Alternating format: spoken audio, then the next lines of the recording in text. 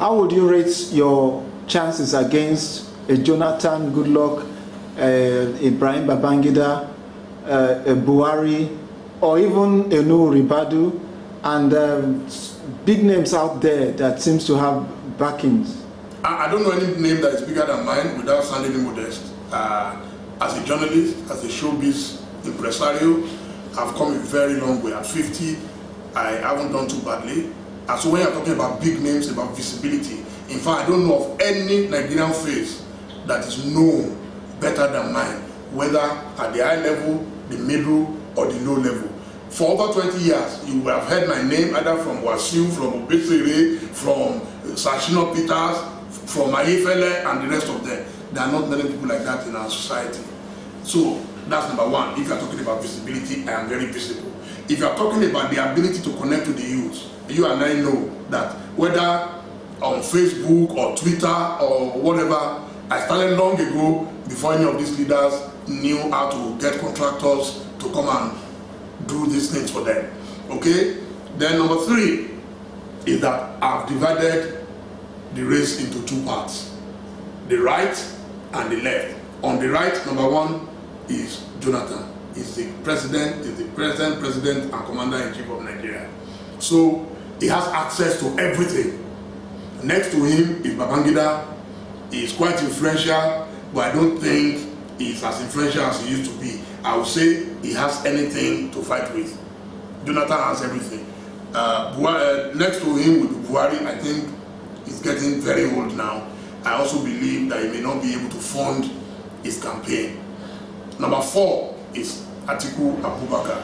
I believe Obasanjo has already wrecked his career, so he may not go far.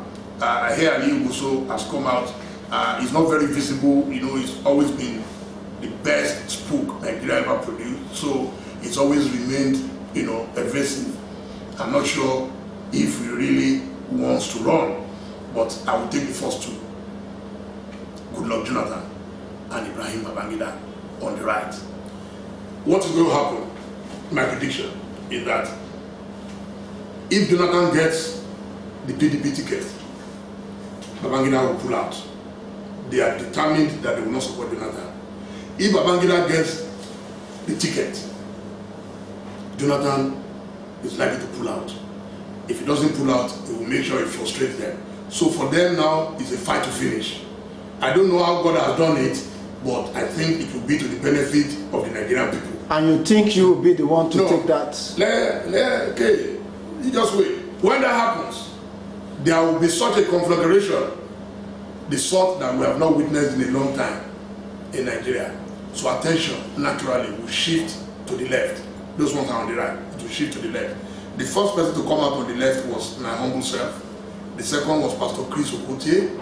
We were expecting Donald Duke, he never arrived. We are expecting Nuhu Ribadu, I think is about 75% now into the race. I'm not sure if he has fully joined the race. And then so on and so forth. I believe that on the left it will be me and Nuhu. That's my belief. So he is in AC and the Labour Party. So what is likely to happen there, if attention shifts to the left, will be number one, who has the popularity. We both enjoy immense popularity.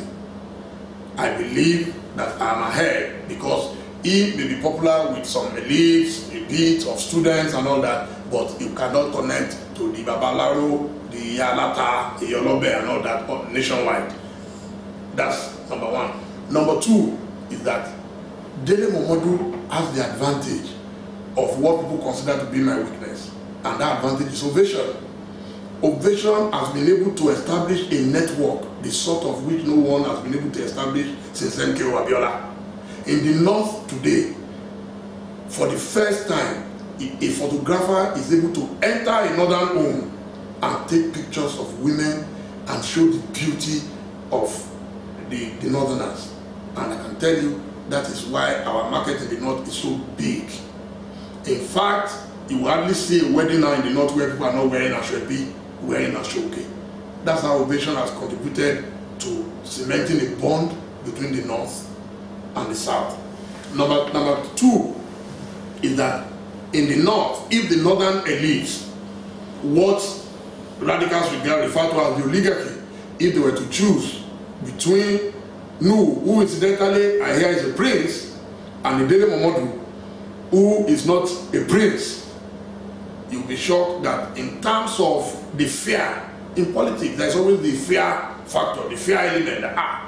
Who can we trust not to set the polity ablaze? I believe that more people. If I'm going to take an interpretation to that, the vibes I'm getting is that with Nuhu Ribadu, the northern oligarchy will be scared of a young man who is going to prosecute them for corruption. No, he's not going to prosecute them for corruption. He's going to harass them. There's a difference between prosecution and harassment. And I'm very serious about that. When you see my blueprint for corruption, you will see that they will be more effective, but there will be no harassment. We will follow the rule of law to the... See, it's either you want to practice democracy or you want to practice militocracy. I go for democracy. I will not disobey a court order because I will not set a village ablaze because I want to catch a few rats. And for me, corruption is not going to be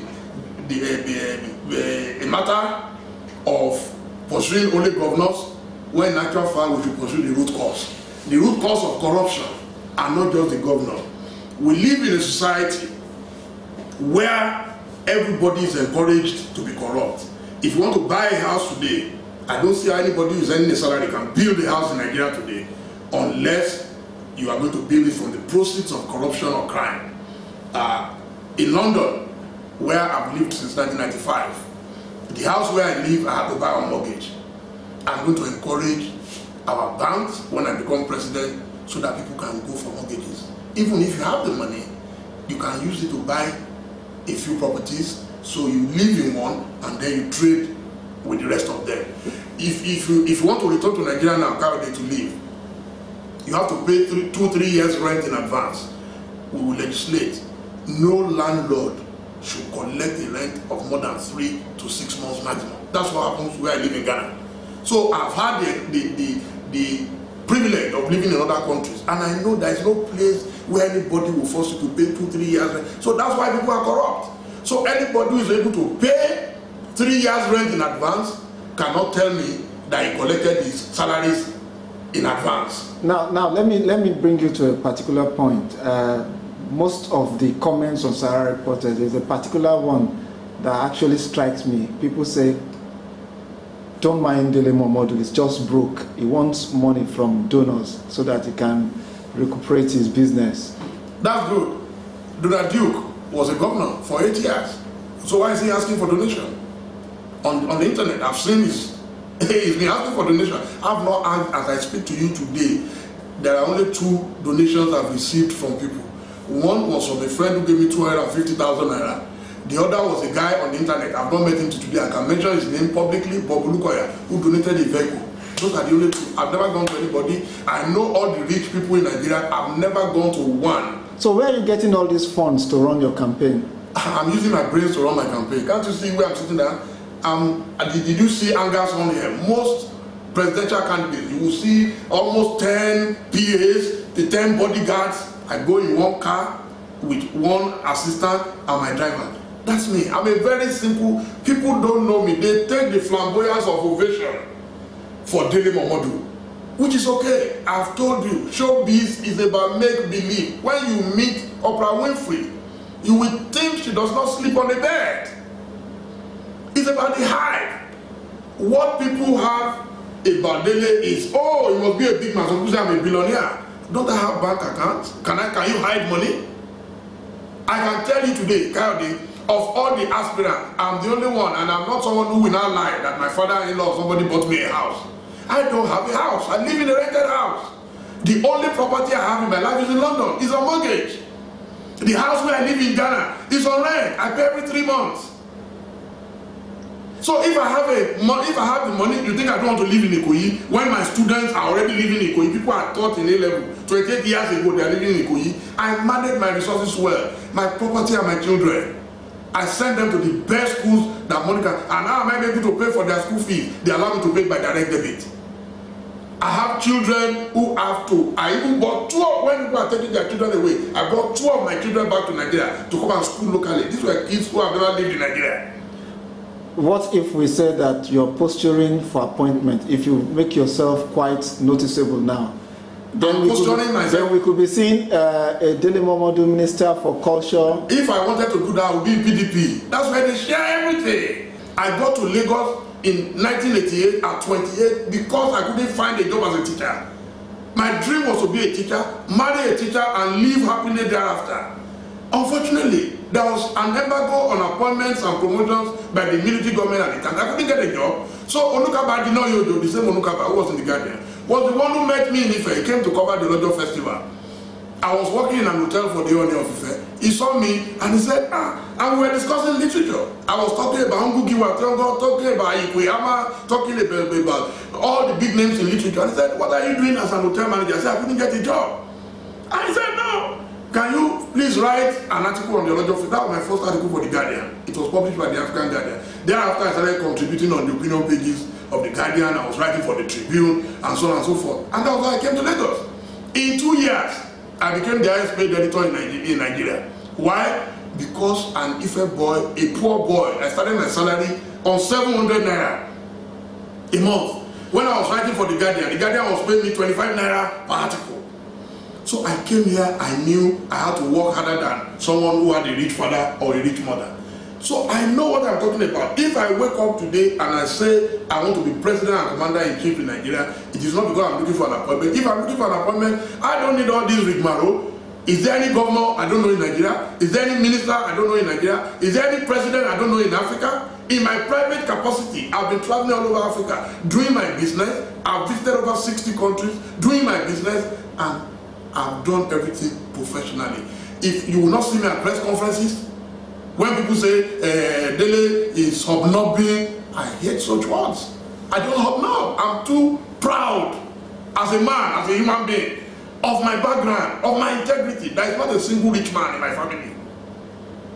Not one. What we worship in our family is education, good education. And that is why education was one of my priorities when I became the president in Nigeria. How would you rate Goodluck Jonathan's presidency? I will rate him alongside PDP. Nothing good can ever come out of PDP. Simple.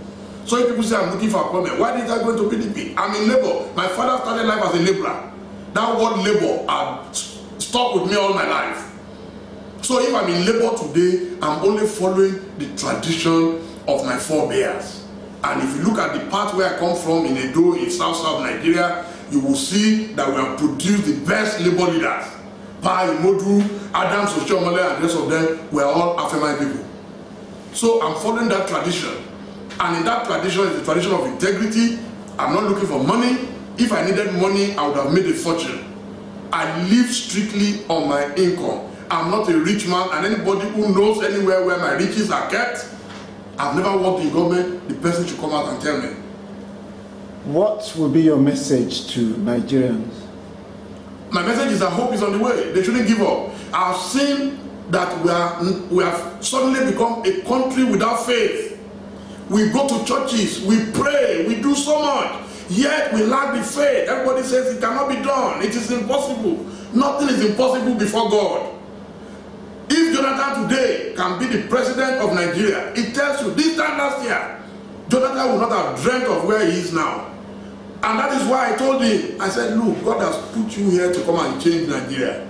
You cannot change PDP, but you can change Nigeria. There are 4 things a man looks for in politics. The first is power, the second is fame, the third probably is money, and the last is legacy. All the first 3, I believe God has already given Jonathan. The last one, only he can work for it. That's legacy. And that is my mission. It's not an ambition. I have a mission to rescue Nigeria from these doldrums. I have a mission to unite with my people and move our nation forward. Because each time I travel, I feel so sad. I feel so bastardized. I feel like a monkey, the way people look at Nigerians everywhere. But I want to assure you, fellow Nigerians, that given the opportunity, you will have a leader who from the one will be in jeans and t-shirt and march on the streets with the people to clean up the mess. God bless you. Bashorun Dele Mamodu, thank you for speaking with the Sahara Reporters. Thank you, sir.